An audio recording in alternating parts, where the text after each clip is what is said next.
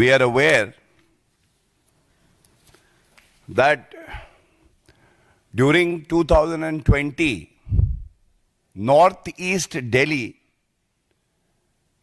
witnessed riots, and a public servant, an officer of the Intelligence Bureau, Ankit Sharma, was brutally murdered.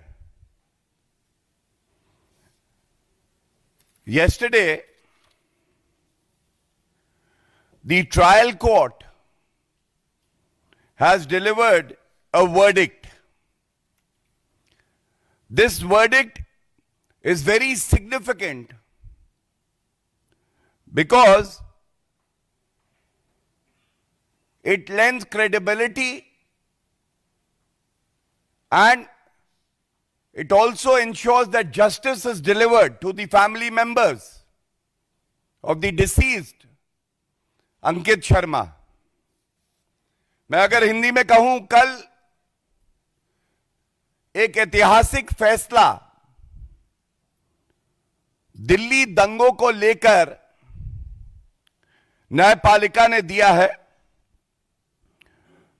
और ये फैसला ऐतिहासिक भी है और सुनिश्चित भी करता है अंकित शर्मा, जो कि एक आईबी ऑफिसर था, जो कर्तव्य का निर्वहन कर रहा था, जिस तरह से उसकी जघन्य हत्या की जाती है, 5 लोगों को इसमें दोषी ठहराया गया है. और सबसे पहले बहुत जिम्मेदारी और प्रमुखता से एक बात मैं उठाना चाहूंगा.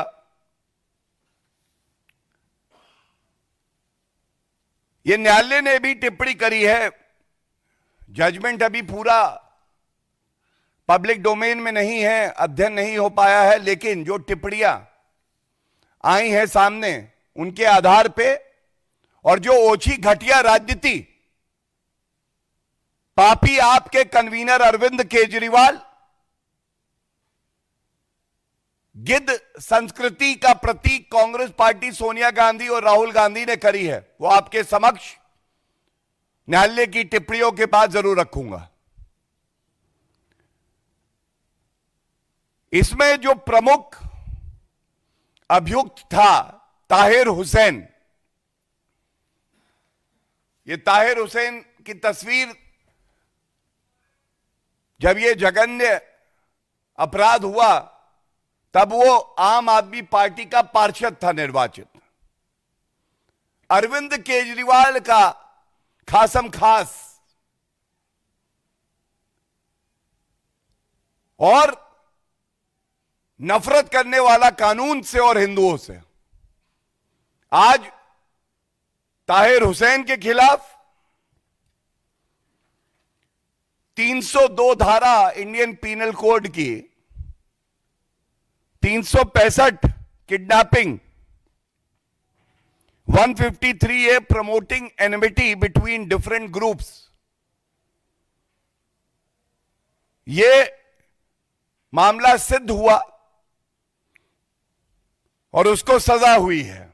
इसके साथ 4 और लोग हैं, जावेद, अनास, नजीम और कासिम, जिनको सजा हुई है. जो बात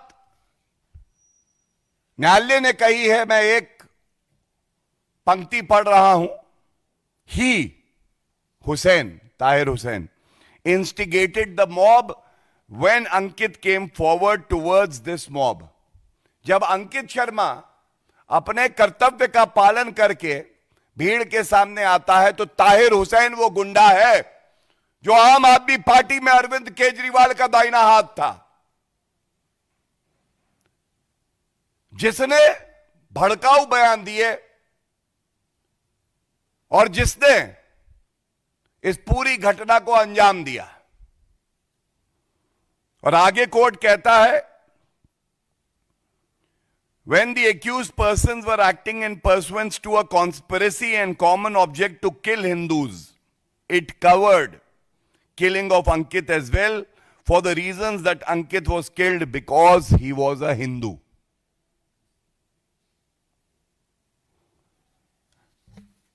अब सवाल यह आता है कि सरकार दिल्ली में अरविंद केजरीवाल मुख्यमंत्री, उनके पार्षद ताहिर हुसैन दंगा करवाते हैं, एक आईबी ऑफिसर की हत्या करवाते हैं, और बड़ी प्रखरता से हमने इस पे प्रेस वार्ता भी करी, और यह मुद्दा जनता का मुद्दा था। कोई मिट्टी का तेल लेके चल रहा था तो वो अरविंद केजरीवाल और सोनिया गांधी जी थी, जिनके ऊपर मैं अभी आऊंगा। और मुझे याद है जब संसद के पटल पर मार्च 2020 में यह मुद्दा आया तो गृह मंत्री श्री अमित शाह जी ने एक वक्तव्य दिया था। उन्होंने कहा था कि जो भी आरोपी है ये बख्शा नहीं जाएंगे, एक एक को पकड़ेंगे और इनको सजा होगी। और आज जब ये फैसला आया है तो ये कहना गलत नहीं होगा कि ये न्याय की जीत है, ये जनता की जीत है, ये कानून की जीत है, ये संविधान की जीत है। ये सवाल जरूर पूछे जाएंगे, अरविंद केजरीवाल जी आप ये प्रेस वार्ता देख रहे हैं, कहीं छुपिएगा मत, जैसे आप जब ताहिर हुसैन पकड़ा गया था छुप गए थे। एक शब्द आपके मुख से नहीं निकला था, पार्टी से आपने निष्कासित नहीं किया था, उसको राजनीतिक संरक्षण दिया था। आज ये सवाल आपसे पूछा जाएगा, क्या आप बाहर निकल के आज देश की जनता और दिल्ली की जनता से माफी मांगेंगे? आज यह भी पूछा जाएगा किन कारणों की वजह से आपने ये नफरत फैलाई, आपके इशारे पे ताहिर हुसैन ने ये किया। ये जनता को विश्वास है, और ये राजनीतिक संरक्षण क्यों दिया जा रहा था ताहिर हुसैन को? तीसरा जो बड़ा सवाल है, जो अरविंद केजरीवाल और सोनिया गांधी दोनों को उत्तर देना चाहिए, जब कानून अपना काम करता है, पुलिस अपना काम करती है, आईबी का हमारा जो अफसर है वो अपना काम करता है, तो ऐसा क्यों है कि घटिया ओछी राजनीति करने के लिए सोनिया गांधी और अरविंद केजरीवाल जाने जाते हैं, गिद्ध बन के लाशों पे जो राजनीति करते हैं और पीड़ित परिवार के साथ नहीं खड़े होते हैं। ये खड़े होते हैं आरोपी के साथ, क्योंकि आरोपी का धर्म इन्हें दिखाई देता है, वो इनका वोट बैंक है। तो ऐसा अरविंद केजरीवाल आपने क्यों किया, यह पूछा जाएगा। और सबसे प्रमुख बात, क्यों अरविंद केजरीवाल से आज भी ताहिर हुसैन के तार जुड़े हैं? ताहिर हुसैन को राजनीतिक संरक्षण कोई दे रहा है तो अरविंद केजरीवाल आज भी दे रहे हैं। अमानतुल्लाह खान का आज का बयान, अमानतुल्लाह खान का बयान यह कहता है कि हमारे देश के न्यायालय ने साक्ष्य प्रमाण गवाहों की जो गवाही थी उसके बिना पे जो सजा दी है, यह दुर्भाग्यपूर्ण है। अमानतुल्लाह खान, यह दुर्भाग्यपूर्ण है। स्वर्गीय अंकित शर्मा जिसने देश के लिए शहादत दी, जिसके साथ जनता खड़ी है, भाजपा खड़ी है, उसके लिए एक शब्द नहीं, और एक दोष सिद्ध व्यक्ति के लिए कहते हैं यह दुर्भाग्यपूर्ण है। यह अमानतुल्लाह खान आज बयान देते हैं। क्या यह वोट बैंक की राजनीति नहीं है? न्याय से ऊपर अब अरविंद केजरीवाल हो गए, न्यायालय से ऊपर अरविंद केजरीवाल हो गए। और यह बहुत पीड़ा से, बहुत भारी मन से मैं एक बात कहूंगा, 51 बार अंकित शर्मा के पार्थिव शरीर में चाकू भोंकने के निशान थे, ये पोस्टमार्टम रिपोर्ट कहती है। 51 बार। इतनी नफरत, ऐसा द्वेष, और उसका कसूर क्या है? आईबी ऑफिसर अपना काम कर रहा है। और आज जब हम इस फैसले की बात कर रहे हैं, अमानतुल्लाह खान की इतनी हिम्मत पड़ती है कि वो बाहर निकल के कहते हैं कि धर्म देखा गया ताहिर हुसैन का, इसलिए सजा हुई। उसके साथ नाइंसाफी हो रही है।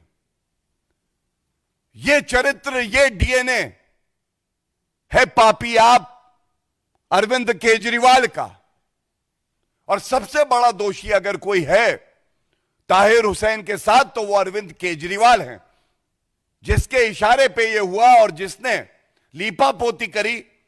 मुख्यमंत्री थे, लेकिन एक शब्द अंकित शर्मा के लिए, और जो भारतीय नागरिक मारे गए दिल्ली दंगे में, करीब 60 लोग मारे गए, एक बार उनके लिए कुछ नहीं कहा। इसके साथ आज ये बात जरूर उठानी चाहिए, पुरजोर तरीके से उठानी चाहिए। आप याद करिए, ये दिल्ली के दंगे, क्योंकि संसद में एक कानून पारित होता है, सीएए, सिटीजनशिप अमेंडमेंट एक्ट।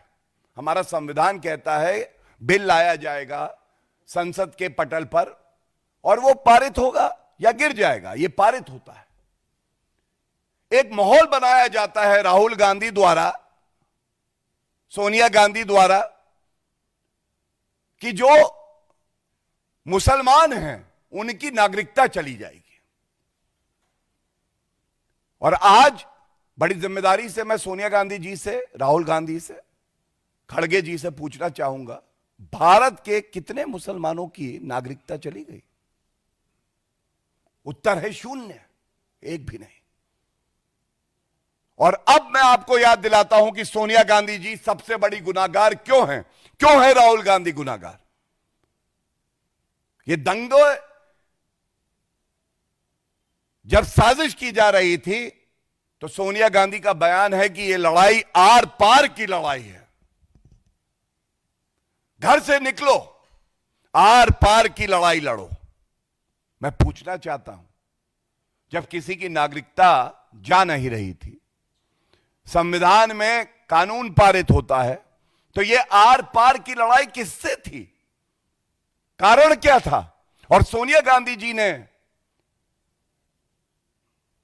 एक शब्द भी सौहार्द बना रहे, मैंने कानून पढ़ा है, उसमें ये अच्छाइयां हैं, ये कमियां हैं, ये सुझाव हैं, ये नहीं कहा, जो कि एक वरिष्ठ नेत्री को कहना चाहिए। उन्होंने कहा, मैं जनता को आह्वान देती हूं, खासकर मुसलमानों को, आपकी नागरिकता जाएगी, ये कांग्रेस कहती है, और उसके बाद कहती हैं आर पार की लड़ाई है।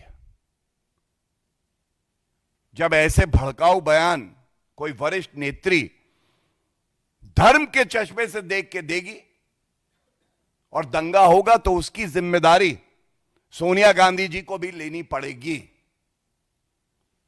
और इसके साथ ही इमरान मसूद,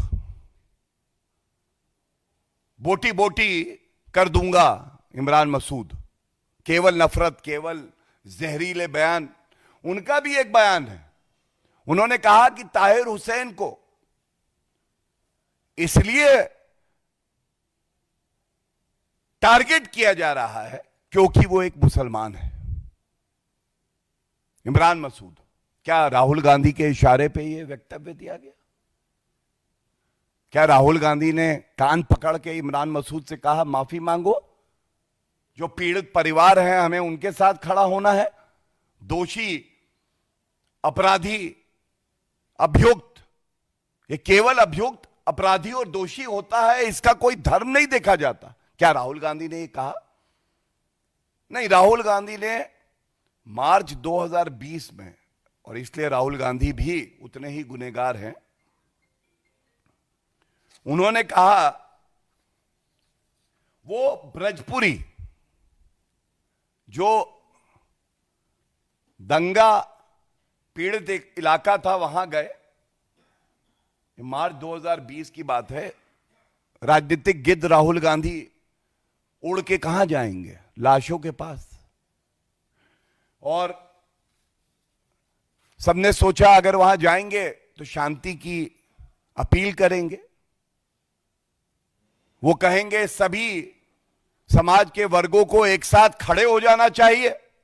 नहीं, लेकिन राहुल गांधी गए और एक मस्जिद में गए। मस्जिद में गए। वो अंकित शर्मा के परिवार वालों से मिलने नहीं गए। जिनकी हत्या हुई थी उनके परिवारजनों से मिले नहीं, संवेदनाएं नहीं व्यक्त करी, ढंढास नहीं बंधाया। उन्होंने कहा मैं मस्जिद में आया हूं टू प्रोवाइड हीलिंग टच। अब मैं ये कहना चाहता हूं, ये हीलिंग टच नहीं था, ये ब्लीडिंग टच था राहुल गांधी का। Whenever I see blood like a political vulture, I have to reach there. I have to ensure there is blood and more blood. ये राहुल गांधी का दौरा जो है केवल तुष्टीकरण की राजनीति थी।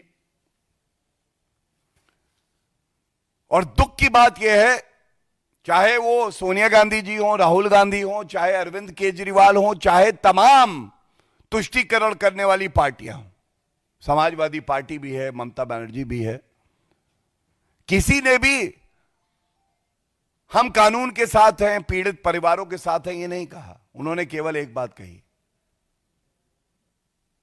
तुष्टीकरण हम करते रहेंगे, मस्जिद जाएंगे, एक वर्ग की बात करेंगे, अगर वो अपराधी भी है तो क्या हुआ। और ये बहुत ही चिंताजनक बात, जिम्मेदारी से ये